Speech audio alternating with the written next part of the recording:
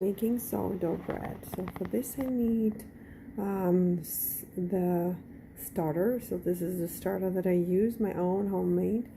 So you need approximately 3 cups like this, 3 cups of starter to put in the bowl. Sea salt. So I'm going to put 1, 2,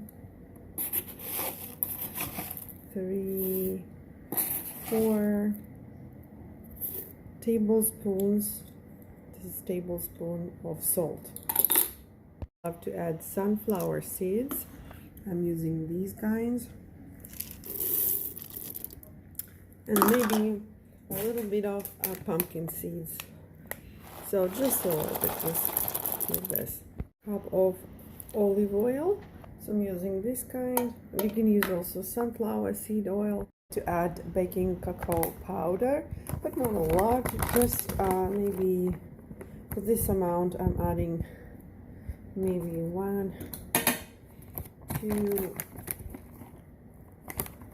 2, and maybe 3 tablespoons of this cacao powder. And yes, is wheat jam. I'm going to add about half a cup of wheat jam into the mixture. Molasses, I'm going to add couple tablespoons of cooking molasses. 2 kinds of flour I use for the bread. So one is whole grain whole wheat flour, and the other one is dark rye flour. So I use dark flour most. 1 liter of whole wheat flour. Also 2 liters of rye flour, dark rye flour. Add 2 liters of warm water into the mixture, please. Using this tool to mix it all up. So I'm just going to mix this bread mixture with this thingy. These kinds of silicone forms to put the bread mixture into, and just it's not so convenient to do it with one arm, but I'm just showing you how I do it. I just transfer the mixture into the forms, just like this. Use my hand to make this look good in the forms, like to make it nice and flat, so it will raise as I put it into the oven. The bread will raise, so approximately this way. So make sure you leave some space in the form so the dough in the form will raise. So approximately like this. See, the bread is ready. So I leave it like this for 4 or 5 hours for it to raise, and then I'll bake it. So right now, just I have to be patient and leave it in the oven for 3 to 5 hours. 3 to 5 hours, I would say. Really depends on the temperature in your home, right? If it's warmer, it will raise faster. And this is my bread. A few hours later, you see what I was telling you when I was telling you to leave the space for the bread. So this thing happened, disaster. I need to clean it up, and we need to start baking bread right now. Ready to be baked in the oven right now. So I'm putting it for 1 hour 15 minutes at the temperature. If you look at this, so the temperature is going to be 385 degrees Fahrenheit. There we go. Bread out, it is ready. So ready from the oven. So we put it on the towel, and really just it's so easy. So there it is. I would not cut it right away. I would put it in the towel for it to rest. So it's ready. So it's like this. So let it rest for about so just going to wrap it in the towel like this for all my 6 loaves are ready. There we go. So what we do is just let them sit, let them rest before we are ready to eat them for about, I'm telling you, it's let them rest for about 7-8 hours before eating. And after, you can just store them in a plastic bag and put it either in the fridge if you're ready to eat it within the week. If you're not going to eat all of them within the week, you can store them in the freezer for up to 2 months. They will be good in the freezer.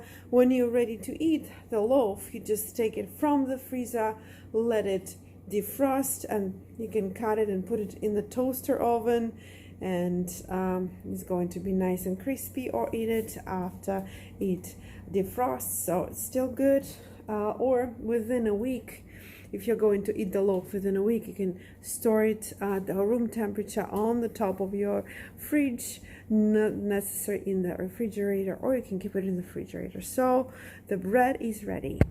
The bread, if you don't let it sit, it will be like this. It will be very hard to cut, and it will be very tough. Like, you need to allow your bread to rest at least like for 10 hours before you eat it, so it's not as soft as you see. And so you allow it to sit on the counter and cool down, and you're going to cover it with the towel, because if you eat it right away, first of all, it won't be easy to cut the bread, and it will look like this, so if you cut it. So that's why all you need to do once the bread is baked is put it under the towel and let it sit for good 10 hours. This is my bread. See how bubbly it is. It rested nicely overnight, and it looks so good right now. So it's ready to be eaten, and yeah, so there we go. Rye bread is ready. You're not if you're not eating the bread but you want to save it, you can put it in a plastic bag like this, and also put it in your freezer and keep it in your freezer for good 3 months. So it's good to go, and then you can eat it once you take it out, like a thaw, put it in a toaster oven, and it's ready to go, as good as fresh. How to make your own starter using simple ingredients in 5 to 6 days. Well, it's just very easy. Think about it as yeast, only in this case, instead of buying yeast from the store, you can make your own. So by fermenting flour and water, that's it. You only need 2 ingredients. You need flour and water. And once it is alive, it is very easy, low maintenance pet. So use it as your pet. You feed it once or maybe twice a week to keep it healthy and happy. And yes, you can name it. You can give it a name. I name mine Bubbly because it has bubbles. And so how do you make it? So you make it starting in day 1. You start in the morning or at night. You used like a jar, and you put 1 cup of flour into the jar and mix it with 1.5 cups of water at room temperature, and just let it sit on the counter.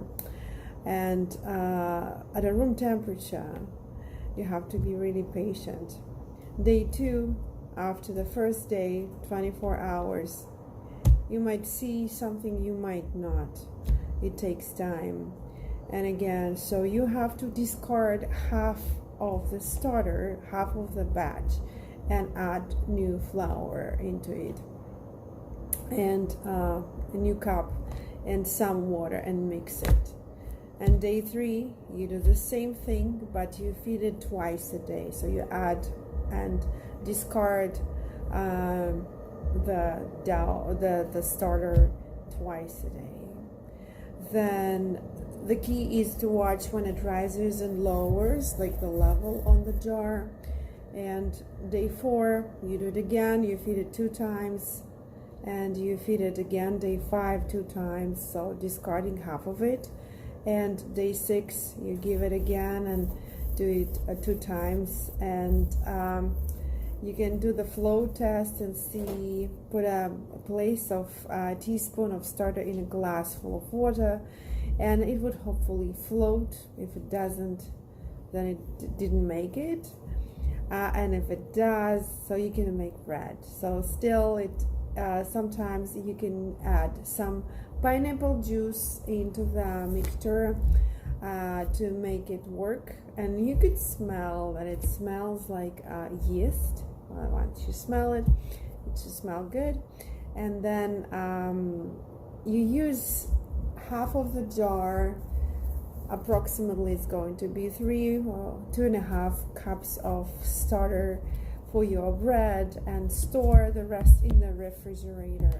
So as you see, it might take you like 2 weeks to prepare a starter, or you might ask your friend for a starter if they bake the bread. If you don't have a friend who makes a starter, you can always ask me, because I have a good one. It's a bubbly one of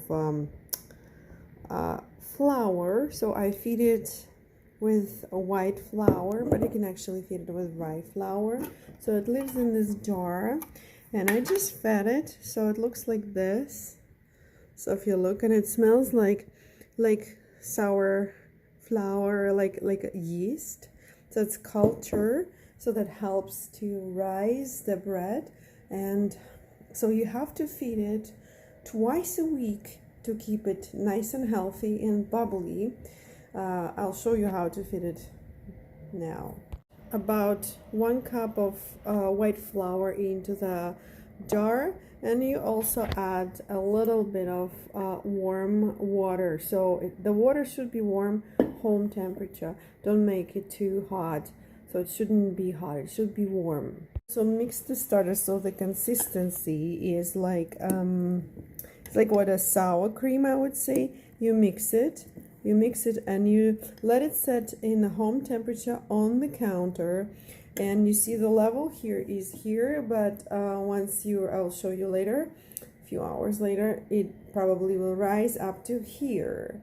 So once it happens, I'll show you what to do next. Look at my starter. So now it's almost to the top, it raised to the top. What I do is just, you see how it deflates as I mix it. And yeah, so now it's ready to be put in the fridge, and you should feed it like this for and take it out every 2 weeks. Take some part out when you want to cook, like when you want to cook bread. You take about 3 cups of starter. You need it, and you need to feed it before you bake bread. So this is your starter. So now you just stir it, and you're going to put a lid on it, and yeah, it's good to go into the fridge, and you can keep it for 2 weeks in the fridge, and then when you're ready to cook bread, you just take it out, you feed it like this, and yeah, bye bye starter, have fun living in the fridge for 2 weeks.